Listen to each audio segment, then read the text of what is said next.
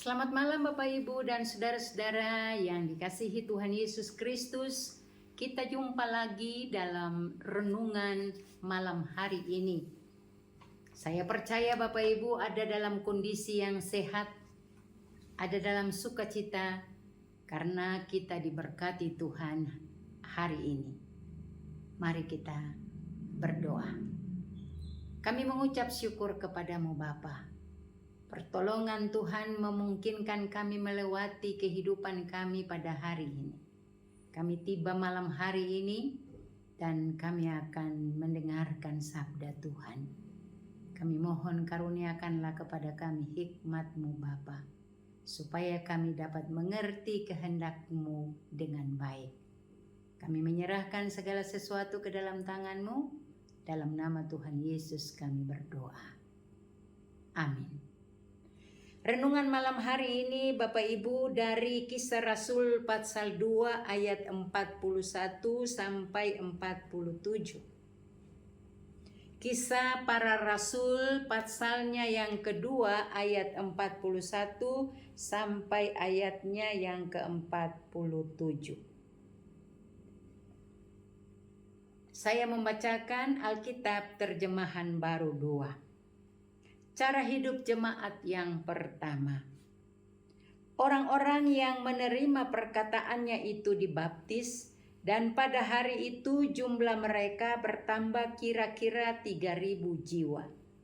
Mereka bertekun dalam pengajaran rasul-rasul, dalam persekutuan, dalam memecahkan roti dan berdoa. Ketakjuban melanda semua orang, sebab rasul-rasul itu mengadakan banyak mujizat dan tanda. Semua orang yang percaya tetap bersatu, dan semua milik mereka adalah milik bersama. Dan selalu ada dari mereka yang menjual harta miliknya, lalu membagi-bagikannya kepada semua orang sesuai dengan keperluan masing-masing. Dengan bertekun dan sehati, mereka berkumpul tiap-tiap hari dalam bait Allah. Mereka memecahkan roti di rumah masing-masing secara bergiliran dan makan bersama-sama dengan gembira dan tulus hati, sambil memuji Allah, dan mereka disukai semua orang. Tiap-tiap hari Tuhan menambahkan jumlah mereka dengan orang yang diselamatkan. Demikian pembacaan firman Tuhan bagi kita pada malam hari ini. Tema renungan kita pada malam ini adalah curahan Roh Kudus mengubah hidup seseorang. Bapak Ibu, curahan Roh Kudus mengubah hidup seseorang. Dasar firman Tuhan pada malam hari ini adalah cara hidup jemaat yang pertama. Bagaimana cara hidup jemaat yang pertama? Diceritakan di sini bahwa mereka bertekun dalam pengajaran rasul-rasul, dalam persekutuan, dalam memecahkan roti dan berdoa. Dikatakan mereka bertekun dalam pengajaran rasul-rasul. Lalu semua orang percaya tetap bersatu, dan semua milik mereka adalah milik bersama, dan selalu ada dari mereka yang menjual harta miliknya lalu membagi-bagikan kepada semua orang sesuai dengan keperluan masing-masing. Ini terjadi karena apa, Bapak Ibu? Karena kita lihat di bacaan sebelumnya, di Kisah Rasul pasalnya yang kedua, mau menceritakan tentang bagaimana Roh Kudus dicurahkan. Bagaimana yang disebut dengan Pentakosta. Roh Kudus dicurahkan di atas kepada murid-murid, dan murid-murid itu dapat melakukan banyak mujizat dan tanda. Pertama-tama dikatakan mereka dapat berkata-kata dalam bahasa orang-orang yang hadir pada saat itu. Dan orang-orang yang hadir pada saat itu, mereka mendengar percakapan para rasul, mereka saling bertanya satu dengan yang lain. Bukankah orang-orang itu orang-orang yang disebut sebagai pengikut Kristus?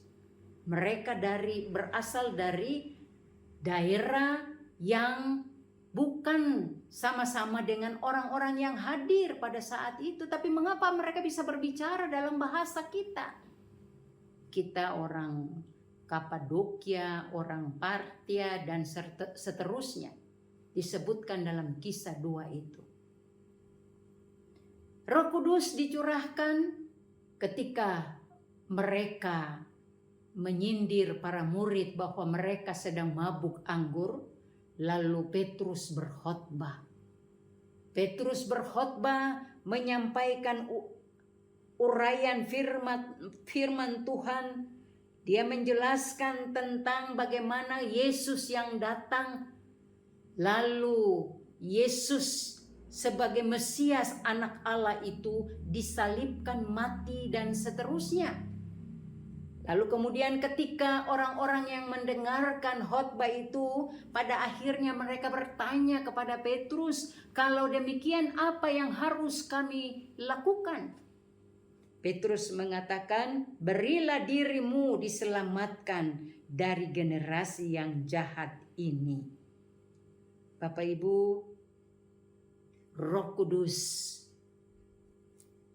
dicurahkan mengubah hidup seseorang, hidup kelompok tertentu, hidup persekutuan, hidup komunitas orang percaya. Bahwa curahan Roh Kudus mengubah hidup seseorang, artinya bahwa seseorang itu dia tidak bisa berubah dengan kekuatannya sendiri. Dia tidak bisa berubah dengan kemampuannya sendiri. Dia harus minta Roh Kudus menguasai dirinya. Roh Kudus yang menuntun dia. Roh Kudus yang membuat dia mampu untuk meninggalkan perbuatan-perbuatan yang lama, perbuatan-perbuatan yang tidak baik.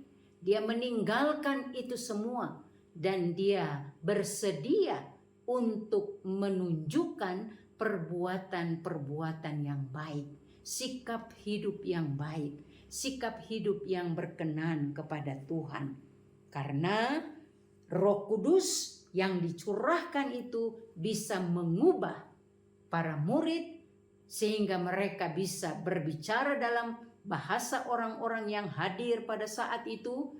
Mereka bisa melakukan banyak mujizat dan tanda. Roh Kudus mengubah para murid untuk memberikan kesaksian tentang Kristus.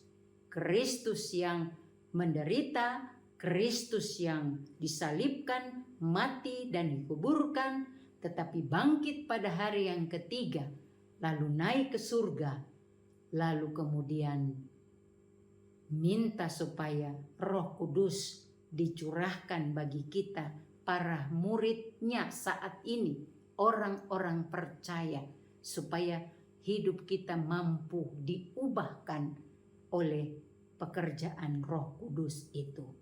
Bapak Ibu, mari kita persilahkan Roh Kudus menguasai kita, dan Roh Kudus akan mengubah kita supaya kita hidup menjadi orang-orang yang dapat memuliakan Tuhan.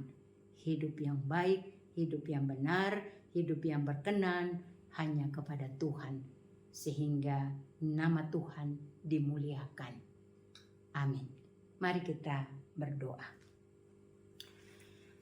Terpujilah Engkau Tuhan. Kami bersyukur bahwa curahan Roh Kudus mengubah kehidupan kami. Kami berkomitmen untuk menjadi lebih baik. Hari ini lebih baik dari hari kemarin, dan hari esok lebih baik dari hari ini. Kuatkanlah kami Bapa, supaya kami berusaha untuk melakukan yang baik, yang benar, yang berkenan kepadamu di dalam hidup pada saat ini. Kami percaya Tuhan sudah memberkati kami, sedang memberkati kami, dan akan terus memberkati kami. Roh Kudus akan menuntun kami supaya kami menjadi orang-orang yang berani untuk mengambil keputusan, meninggalkan kehidupan yang lama, dan mau menunjukkan kehidupan yang baik di mata Tuhan. Terima kasih Bapa, berkati malam ini ketika kami beristirahat. Terpujilah Engkau, ampuni salah dan dosa kami, dalam nama Yesus kami berdoa. Amin. Terima kasih Bapak Ibu sekalian, renungan malam pada malam ini telah selesai. Tuhan Yesus memberkati kita.